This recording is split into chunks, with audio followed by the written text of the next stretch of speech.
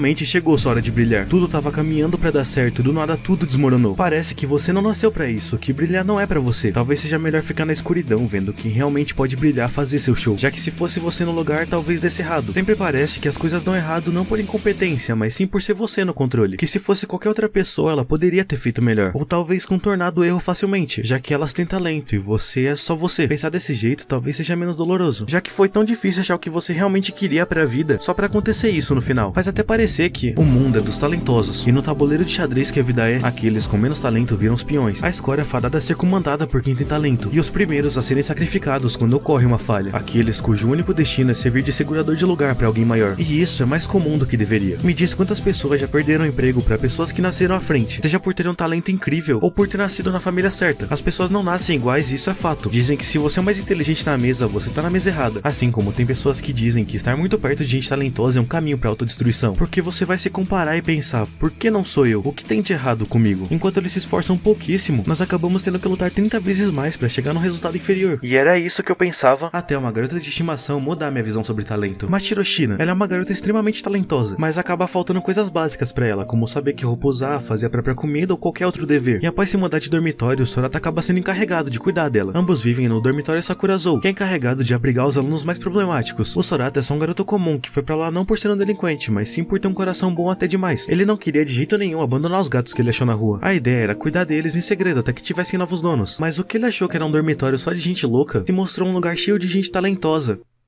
E só de gente louca. Dentre eles temos muita gente, mas queremos focar só nesses três. Mashiro, ela é o significado de talento. Ela é alguém que vai se destacar onde quer que ela esteja, e onde ela quer estar é fazendo arte, sejam pinturas ou mangás. Enquanto isso, Sorata nem sabe o que quer da vida, o que ele deveria fazer e muito menos por onde começar. Não é segredo pra ninguém que no fundo ele sente uma certa inveja da Mashiro, tanto que é um momento antes de uma premiação importante pra ela, ao qual eles podem escrever um desejo e pendurar ele. A Mashiro deseja que o desejo do Sorata se torne realidade, e já ele deseja... Então, após receberem uma ligação com tão temido resultado, eles veem que ela não conseguiu.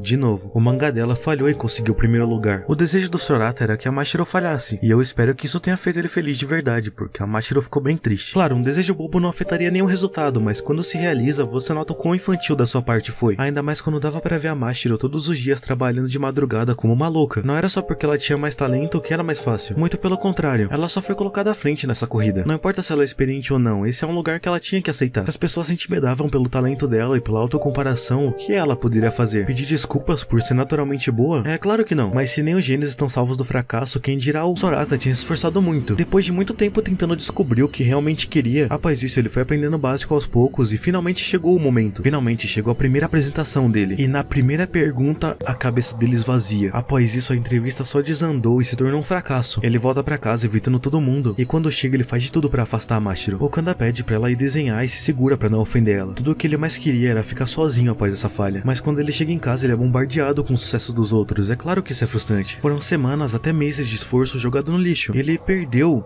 o que nunca teve. Ele nem sabe o porquê, mas topa na piscina com os outros do Sakurazou. E depois de ter algo literalmente jogado na cara, ele começa a se divertir. Enquanto eles fugiam de um guarda, ele ouve da Mashiro uma frase que ficou na minha mente por muito tempo.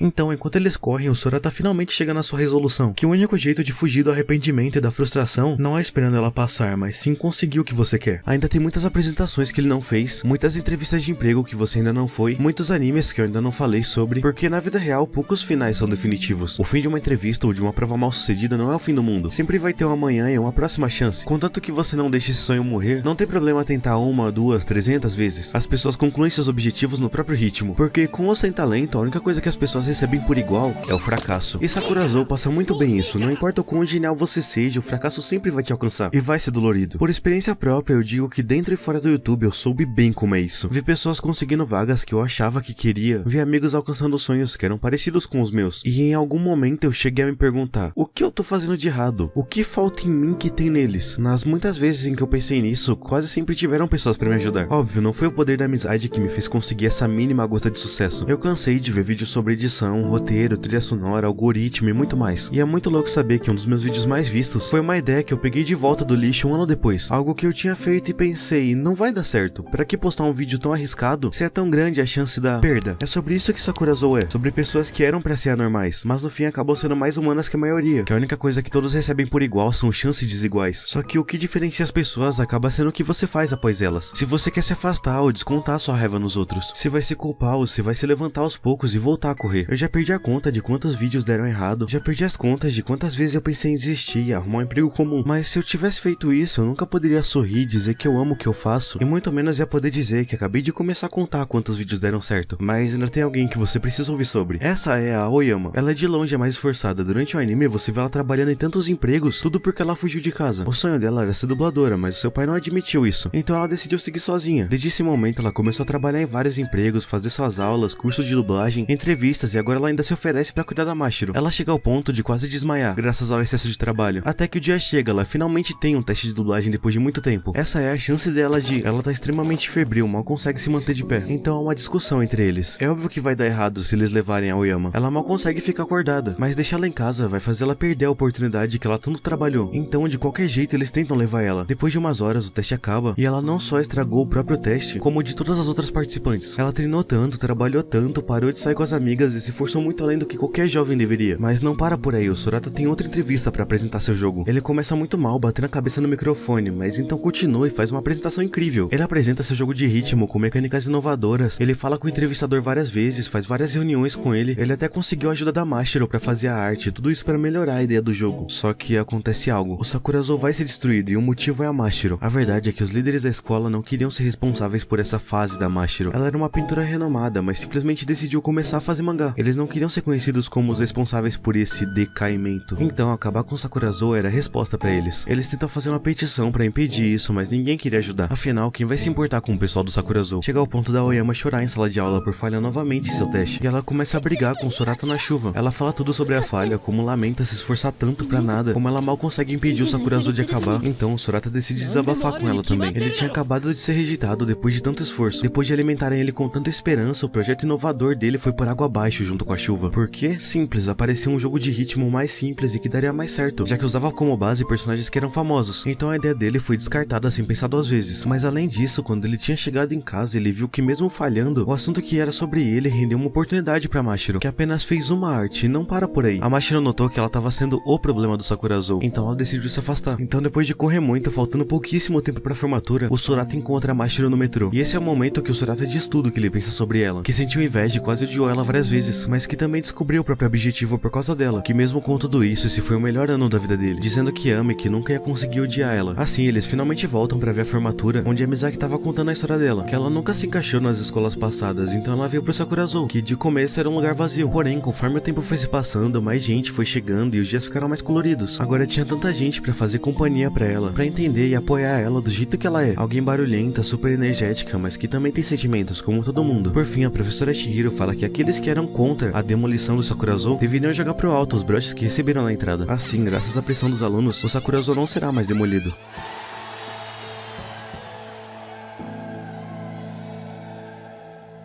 Ver Sakura Zou mudou muito minha visão sobre talento e esforço. Me fez ver que, acima de tudo, mesmo a vida sendo injusta, mesmo pessoas tendo uma grande vantagem em relação às outras, nem a pessoa mais genial tá livre de falhas e decepções. É incrível ver a Mashiro tentando lidar com sentimentos que ela nem sabia que tinha, enquanto o Sorata e a Nanami descobrem que nem sempre o esforço vai brilhar tanto quanto o talento, mas quem decide quando acabou são eles, que se você ainda tá vivo, ainda dá pra tentar de novo. Sempre haverá outro dia, outra entrevista, outra arte pra fazer, pra que no fracasso você possa ver um raio de sol no meio das nuvens e entender que a chuva não é culpa de ninguém.